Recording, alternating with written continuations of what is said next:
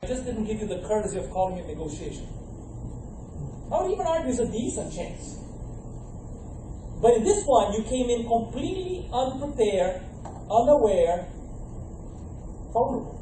Whereas in this one, you're much more likely to do well. So notice what I'm asking you to do is to figure out that you, all of us, we have a mental switch, negotiation mode, non-negotiation mode.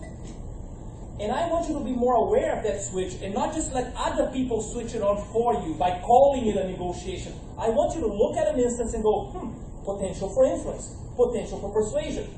I want to turn it on because it's important enough. Doesn't mean you have to have it on all the time because we negotiate all the time. No, because it's exhausting. Right? I call my mom, "Hi mom, how are you doing?" She goes, "You're negotiating with me now." Am I? Am I? Of course I am. But then again, not all the time, right? So I turn it off sometimes. I turn it on when I think it's important. Sometimes I fail to turn it on the right time. Sometimes I'm a little late in turning it on. And I usually pay the price when I do that. So sometimes I turn it on even when I don't need it, just in case. But it doesn't mean I also have it on all the time. And what's the bottom line here? Negotiation is any process of influence, convincing, or persuasion. There's a flick there that reminds you to be in negotiation mode, and I want you to be more aware of that flick and not have just other people manipulate it for you, but you be the master of it and you turn it on whenever you think will be helpful to you. Okay. Is that a question? No? Just as you can see, I'm a very visual guy, but don't worry. So moving on. Do I know more about your previous jobs, for instance, than you do? I got a 1 no and 1 probably not. In a class of 50, that's not a very high rate of responding. Why did I not get more of an answer? It's a pretty obvious question, no? So more the reason for you to answer, because it's easy. You know you're not going to make a mistake, no? What's that? What does that mean? I don't know. Translate for me. So, why not? I'm asking. So you think I'm just rhetorically asking? No, I don't ask rhetorical questions. That's what? It's an anticipation of what you're going to say next. No, I'm asking. I'm asking a question. When I pause, it's not because it's rhetorical. If it's rhetorical, I ask and I continue. If I pause, it's a true question. Now you're learning more about me. What else could it be? Yeah, so you feel non-responsibility. Yeah, they will answer, not you. Yeah, so as of now, I'm expecting you to answer. Particularly every time I ask a question. But you're correct. People tend to hide behind a crowd, especially now you're before. You're like, oh, come on. People I used to answer, now it's before. I know how it goes. We're there, been there, done that. So what else? What else might it be? Still, I think a little bit on Lara's aim there. It's too obvious. So what's the problem with that? Maybe all of us, at some point when we were younger in school, we had a teacher who asked us an obvious question. And we gladly, gleefully went like, I know the answer. And then you answered the professor, hoping to help the class move forward with a brilliant response. Just to have the teacher look at you and go, ha ha ha! You are wrong! You are stupid. Look, everyone's stupid! And then they give the right answer. They look beautiful and wonderful while you look smaller and smaller and smaller. So what all of us learn in school at some point. If we hear an obvious question, what do? You shut up, right? It's okay. You don't answer.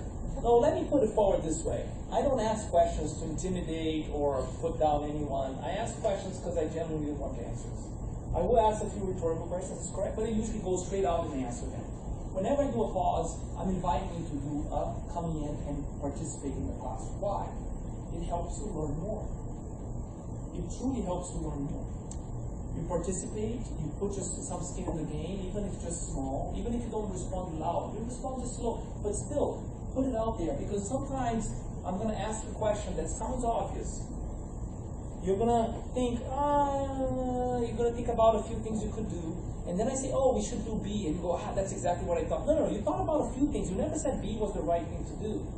So you kind of almost create a cop-out situation for yourself, and you don't commit yourself, that means you learn less, because after that, Because you didn't have that skin in the game, you didn't have that energy, and you're going to remember that there were a few ideas, and Horacio said one was the best one, but you don't really remember what it is.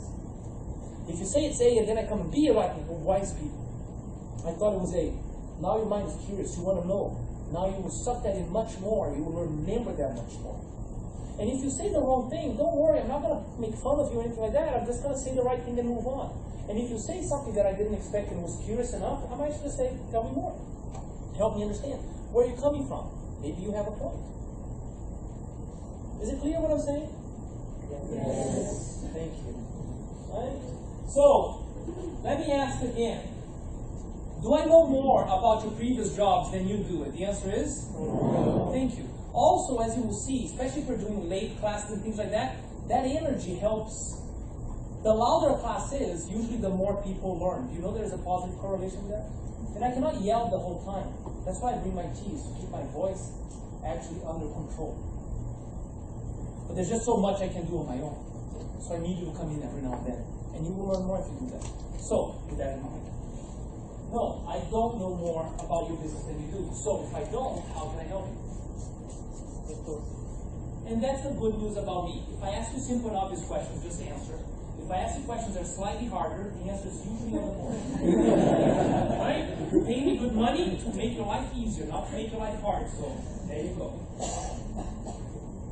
And I already mentioned about the competitive advantage of process. So, negotiation for many people feel like walking through a dark forest in the middle of the night. You don't know what's going on, you don't know where you're going, you don't see much ahead. And yet, if you have a good map, a good compass, a good flashlight, if you have that management of the process, you can do really well. And that's my invitation for you, is to pay attention to that. That's going to give you a competitive advantage. And you will see after this course, you're going to join companies, people who might have even had negotiation courses in other classes, in other places. You will notice that you have a visibility, an understanding, an appreciation of that animal.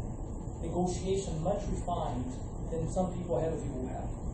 And hopefully that will help you quite a bit going forward. Then, you've already heard the expression, think outside the box. Know how many of you already heard that? Think outside the box. In your own language, by the way. Yeah? So, there's a point there that I like about this, because when you have that conversation, think outside the box, we usually spend a lot of time talking about where the box is, right? How many of you already had that conversation where the box is? Okay, significant few hands. Which is common, which is very common. Now, what's the problem of not discussing where the box is? Go ahead. Yeah, you might make a huge effort with the mindset, oh, I'm going outside, but not really. You're just going deeper into one of the sides of the box. Whereas maybe, had you known the box was here, you could have just easily gone to the other side. And so one of the things that I would like to help you understand is, where is the box?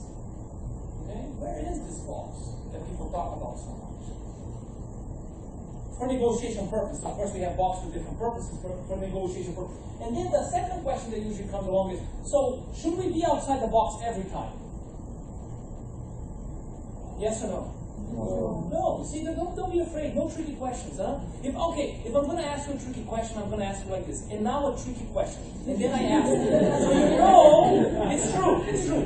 So you know that, okay, it's probably not the first thing I thought because it's tricky. It might be the second thing I think, right? So that's where a tricky question is. So not a tricky question. So no, you should not be outside the box all the time. Why? Because being outside the box all the time takes a lot of energy, risk, time. It's like being with the switch on all the time. It's unfeasible.